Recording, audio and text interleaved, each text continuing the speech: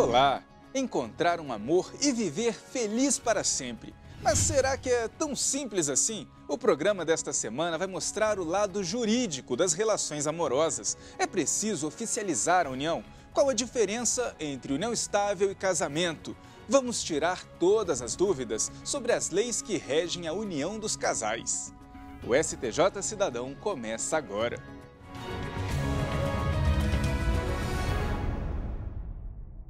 Encontrar um amor, construir um lar, uma vida em comum e viver feliz para sempre. Esse é o desejo de muita gente, não é? Mas a euforia do amor é suficiente para manter a relação? Ou é preciso um documento registrado na Justiça estabelecendo as regras a serem seguidas depois do sim, eu aceito?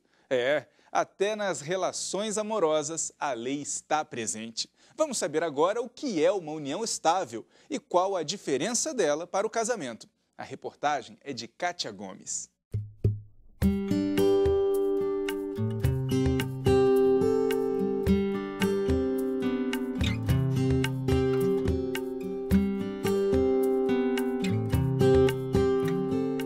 Parece que o destino estava mesmo traçado. Eu tinha achado esse anel há 3 anos atrás, em Pipa, lá no Rio Grande do Norte. E aí eu peguei e guardei. E aí, na hora ali, eu falei, cara, vou dar pra minha futura esposa. Aí minha mãe, não, me dá isso aqui. Eu falei, não, vou dar pra minha futura esposa.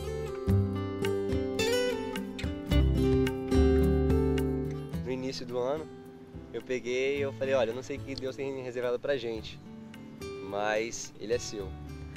Agora imagina a minha cara dentro do mar de Copacabana com uma aliança de ouro desse tamanho na minha cara, dizendo que ele achou 3 anos antes de me conhecer e que era meu, que ele guardou para dar para a futura esposa dele. Do tamanho do meu dedo. E o desejo se tornou realidade. Então meu sonho era ter o casamento mais tradicional possível e eu tive. Eu estou muito feliz por ter casado, foi um grande sonho realizado, que eu não tinha e que eu realizei agora. Essa coisa de você acordar do lado de quem você ama, todos os dias você olhar para aquele rostinho que está te esperando para conversar, para desabafar, para sorrir com você. Natália e Vitor fizeram uma festa dos sonhos. Foram mais de 500 convidados. Tudo foi como ela imaginou.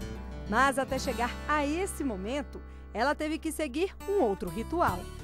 Depois que os pombinhos decidem se casar, é preciso pedir a habilitação. Isso mesmo. Os noivos devem procurar um cartório e levar documentos de identificação. São necessárias ainda 2 testemunhas maiores de idade.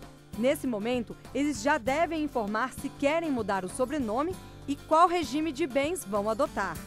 A partir daí, começa um processo para verificar se os noivos estão livres e desimpedidos para casar. O tabelião publica o edital do casamento em um jornal local ou no Diário Oficial por pelo menos 15 dias seguidos.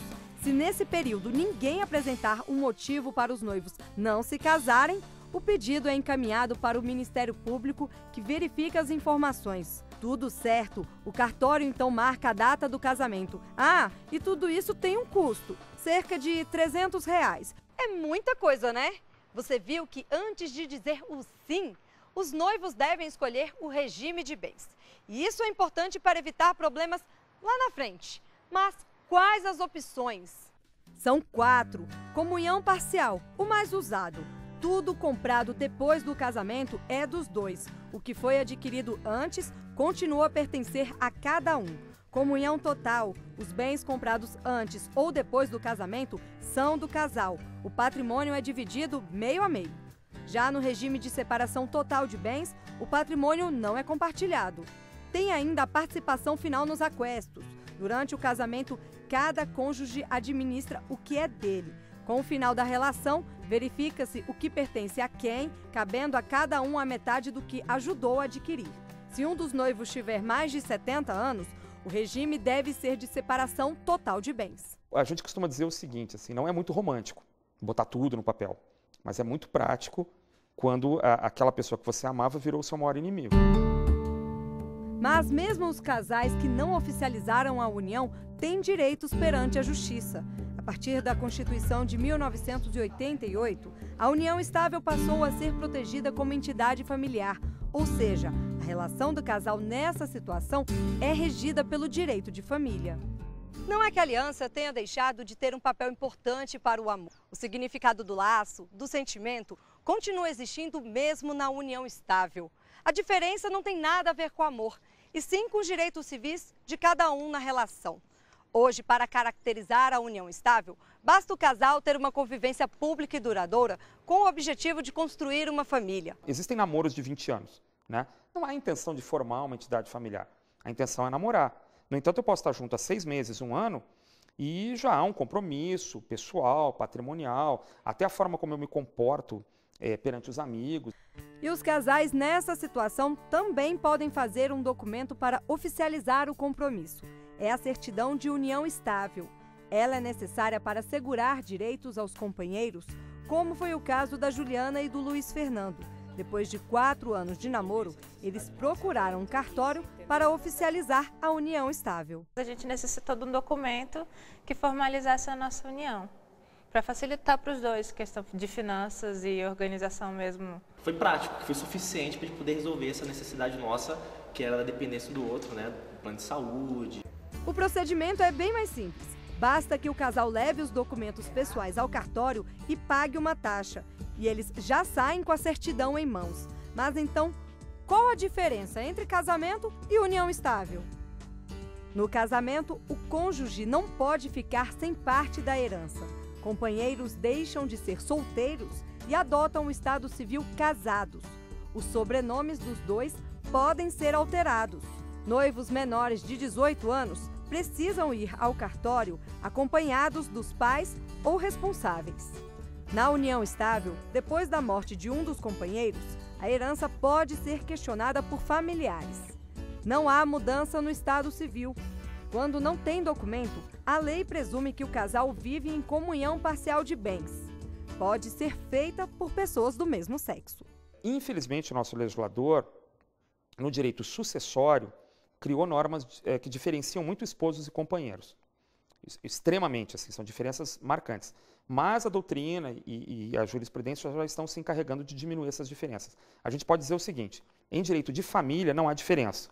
Essa companheira, na hora do final da relação, esse companheiro tem direito à divisão dos bens, tem direito a pleitear pensão alimentícia, tem a obrigação de regular a situação dos filhos que tenham advindo ou desse casamento dessa união estável.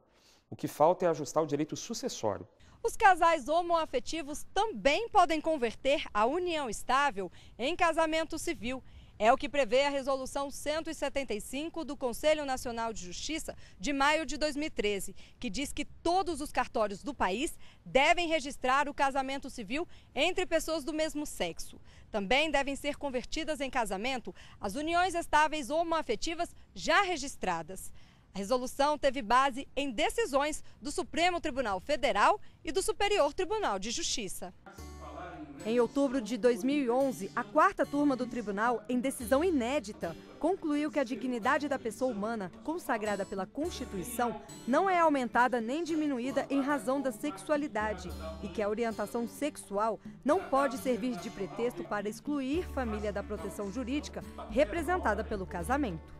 Uma história realmente interessante. A família mudou completamente. As conformações familiares, né? Nós temos hoje o casamento homossexual como uma realidade. O casamento entre pessoas do mesmo sexo é algo que não se discute mais. E há 10 anos atrás seria impensável.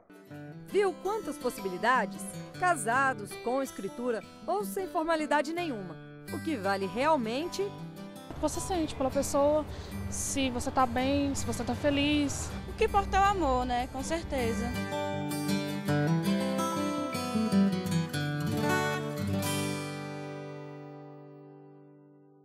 Daqui a pouco, e quando o amor acaba? A separação e a nova lei do divórcio. Voltamos já.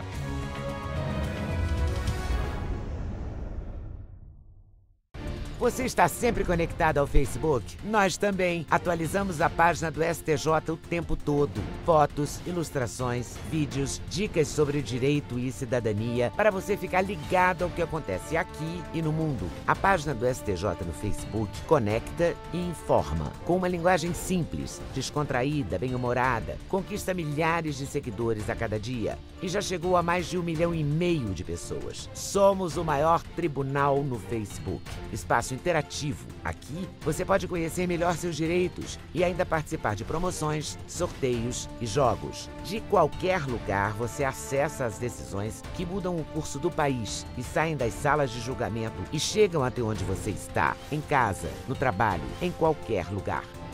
Acesse facebook.com/STJ Notícias. Superior Tribunal de Justiça, o Tribunal da Cidadania.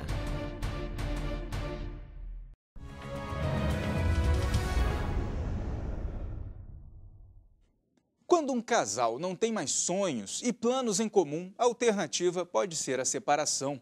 Mas dividir os bens conquistados de acordo com o regime escolhido lá no início do casamento civil pode ser uma dor de cabeça, mesmo com as facilidades das novas regras da lei do divórcio. Saiba o que diz a lei na reportagem de Rafael Porfírio.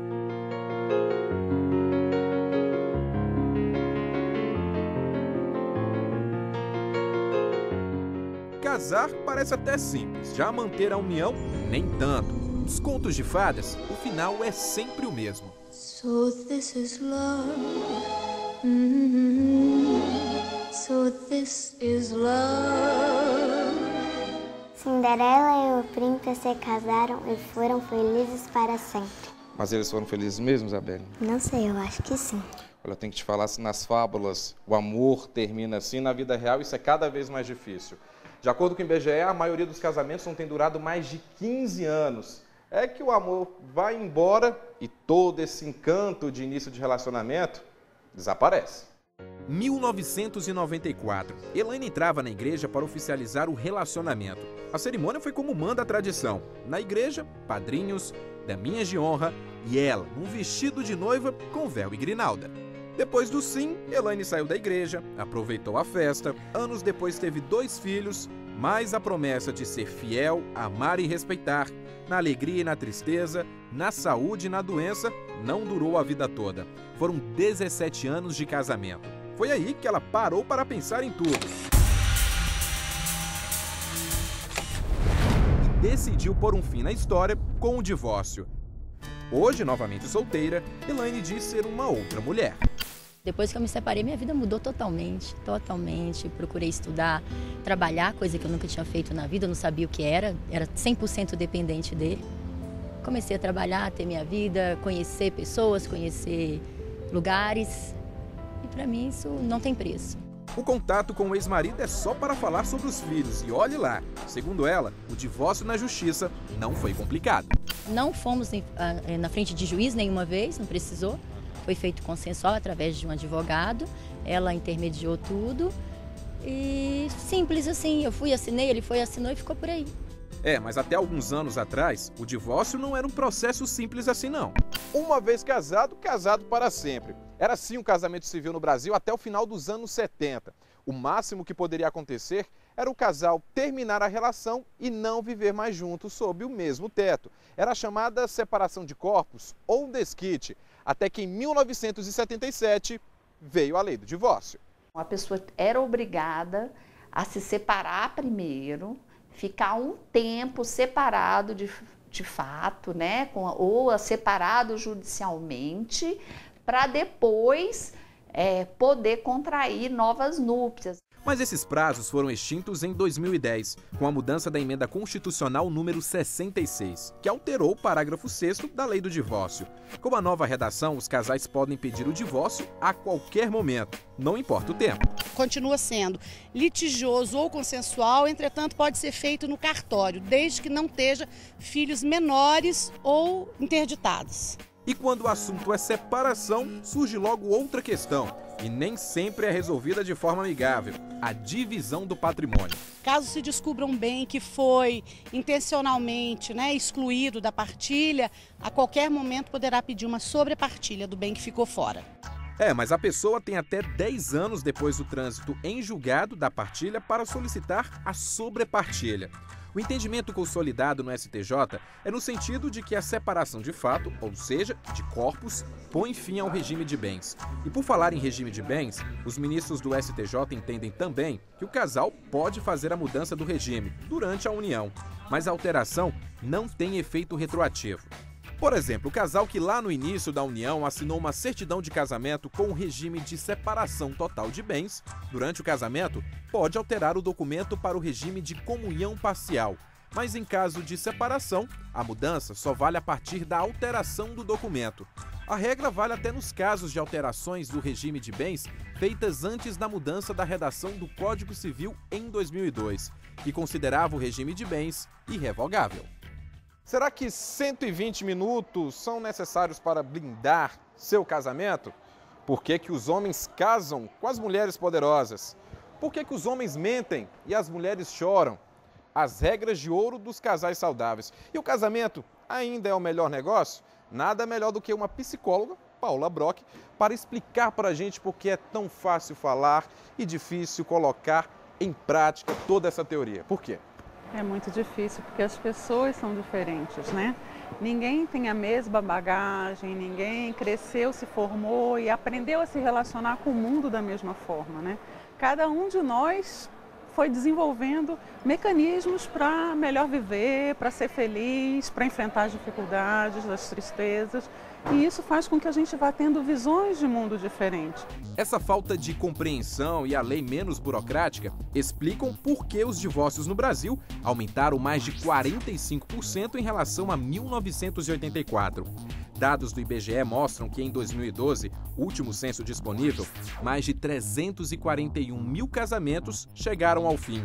É o maior índice registrado no Brasil até hoje. Os números podem ter mudado, como constatou o IBGE, mas isso não significa que os brasileiros estejam mais sós, e sim disponíveis para um novo amor, casar outra vez. Em 2002, o recasamento representava 13,4% das uniões registradas no país. No último censo, os recasamentos chegaram a 21%. E esse casa, descasa, casa de novo, revela que os brasileiros gostam de se sentir acasalados, seja lá qual for o tipo de arranjo amoroso. Cansei de ficar solteiro, cansei da farra. Fabrício casou novamente. Tanto ele quanto a mulher já tinham passado por divórcio. Nós namoramos durante 4 anos antes do casamento, então já conhecia bem a pessoa e já era um homem também bem mais maduro, né? Já sabia o que eu queria, já sabia o que eu não queria e o que eu esperava também de um relacionamento. E quem experimenta esse amor mais maduro, recomenda. Tem que haver aceitação da pessoa pelo que você é e você tem que aceitar a pessoa pelo que ela é. E há quanto tempo você está sozinho? Eu tô sozinha há 2 anos. E nesses 2 anos apareceu alguém? Aparece, mas é complicado, porque aí você começa a achar assim, não, tem esse defeito que é igual dele, e aí não vai dar certo, eu já passei por isso, não quero mais. As exigências de Vicky Lemos vieram com a decepção da traição, que colocou fim à união de 7 anos. Eu perdi a cabeça, quebrei carro, botei ele pra fora, jogava as coisas da casa nele. E foi difícil. Mas o divórcio não tirou as esperanças de Vicky. Você quer casar ainda? Quer encontrar Quero, todo mundo quer. Ninguém quer morrer sozinha. Só tenho 30 anos, né? Eu quero constituir família de novo. Aí eu quero tentar não errar onde eu errei, né? Para ela, o segundo marido não precisa ser um príncipe encantado. Perfeito. E o que um homem precisa ter para conquistar a Vicky? Ele precisa respeitar. Só respeitar e ser sincero. So this is love.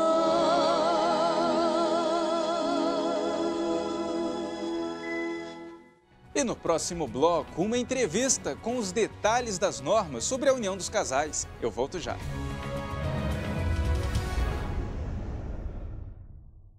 Curtir, compartilhar, repercutir, postar. Novas conexões que ligam pessoas em qualquer lugar do mundo. Cada vez mais conectado, o Brasil é o 4º país em número de usuários das redes sociais. Sempre inovando, o Superior Tribunal de Justiça conquista milhares de seguidores na internet. A marca é resultado da linguagem simples, atraente e acessível no Twitter, no Facebook e no YouTube. Onde tem o nome do STJ, tem informação segura, confiável, tem cidadania. No Facebook, milhares de pessoas levaram a página do STJ ao primeiro lugar entre os tribunais mais acessados no mundo. No YouTube, novos programas, entrevistas, documentários e reportagens especiais. E no Twitter, informação curta, rápida, atualizada.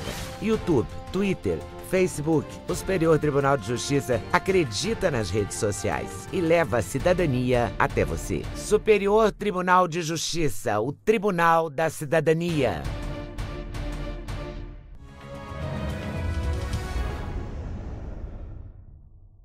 Construir uma vida junto não é tarefa simples, mas as leis podem ajudar a deixar as regras claras, principalmente se aparecem desentendimentos ao longo do caminho.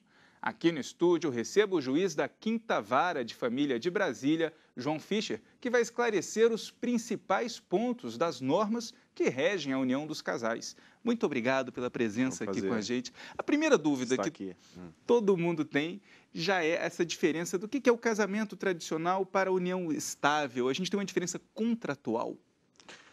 O casamento civil, ele advém do direito canônico. Tem uma existência já antiga, desde a antiguidade, já existia o casamento civil, é um fundamento da sociedade. E ele, existem inúmeros artigos do Código Civil, dezenas de artigos, que disciplinam em minúcias os direitos e deveres dos cônjuges, a própria celebração do casamento, a forma de celebração, os direitos, os impedimentos. Então, o casamento é muito protegido pela lei, né? E até a sua forma de dissolução também é prevista na lei. A união estável seria uma situação de fato, né?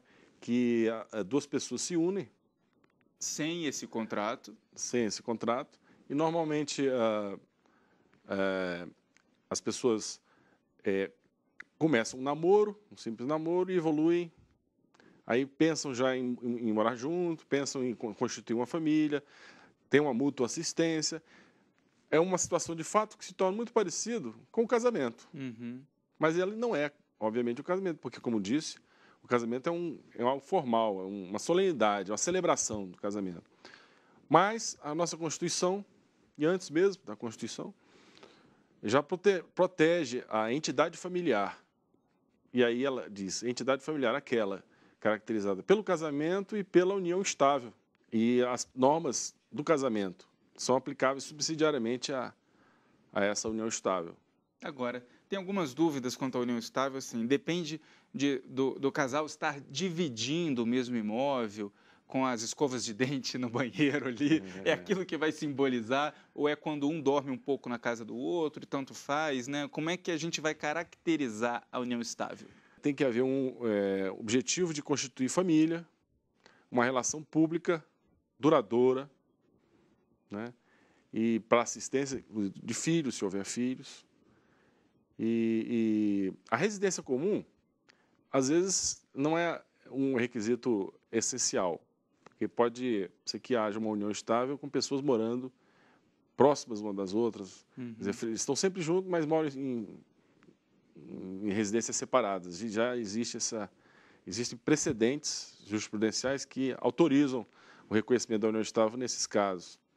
E também a questão dos bens, a assistência mútua, porque durante uma convivência, vamos dizer, de anos, as pessoas adquirem bens por esforço comum. Um namoro longo vira uma união estável? Pode virar e pode não virar. Quando vira e quando não vira? Por exemplo... Os solteiros agora vão ficar preocupados, vamos esclarecer. Se a pessoa tem um longo namoro, mas namora com duas pessoas... Não tem união estável. Ou tem duas uniões. Ou então, se ele tem um longo namoro, mas ele é casado, olha a dúvida, o problema. Ah, mas isso seria uma questão de infidelidade? Sim, mas a união estável, ela não pode ser constituída se houver impedimentos próprios que o casamento também não pode ser feito. Quer dizer, a pessoa não pode casar duas vezes, então não pode existir um casamento e uma união estável. Ou é uma coisa ou outra. Ou é uma coisa ou outra. Oficialmente. Quando não aparecem esses indícios de outro namoro no período, ou até mesmo quando a união estável ela é a partir de determinada data, o tempo de namoro antes dessa união estável, vai contar ou não vai? Como é que o senhor faz essa análise? Analisar e dizer, não, aqui realmente havia um convívio. As testemunhas A, B, C dizem, viram que eles se relacionavam como marido e mulher fossem, né? Que havia uma assistência mútua, que haviam inspirações comuns para o futuro, foram adquiridos bens. Era uma relação não clandestina, mas sim pública e de conhecimento de várias pessoas. Isso conta muito, né, na hora de São definir. esses os requisitos para que nós possamos dizer. Muitos vão atrás do cartório para falar, estamos em união estável. Outros só se dão conta dessa necessidade quando surge o problema. Sim. Que é a divisão de bens, é a questão dos filhos. E às vezes o problema surge claro, após a morte, que é a união estável pós-morte. Quer dizer, o companheiro vai ter que provar. Enquanto estava vivo, vivendo tranquilamente com a sua companheira, tranquilo, os filhos, e aí morreu. E aí surgem vários problemas decorrentes de sucessórios, problemas sucessórios, de reconhecimento do direito dos herdeiros, inclusive da própria companheira. Aí tem um reconhecimento de união estável pós-morte. Então é mais vantagem, é mais recomendado para um casal que já vive em união estável e tem esse desejo de permanecer junto, fazer logo o contrato. Sim, tem uma expressão popular que às vezes elas têm uma sabedoria, diz que no início é o meu bem, depois são meus bens. E isso acaba indo parar na justiça. Exato, as partes falam assim, meu bem, depois... Então, deve-se pensar muito quando a coisa está bem, para evitar. E a maior questão, que, ao meu ver, de importância fundamental são os filhos. Tem que ser a preocupação fundamental. A preocupação fundamental, porque também a partir dos bens, a forma de partilhar os bens, aí também os alimentos, né? mas principalmente a guarda dos filhos, porque os filhos são as maiores vítimas de um afastamento, de um desenlace, tanto na união estável quanto no casamento. É uma pena, mas o nosso tempo acabou. Muito obrigado pela presença aqui no estúdio. E o STJ Cidadão fica por aqui. Mande um e-mail com sugestões, críticas ou elogios para stjcidadão@stj.jus.br. E se quiser rever este programa pela internet, é só acessar a página www.stj.jus.br ou o canal oficial do STJ no YouTube. Até a semana que vem. Tchau, tchau.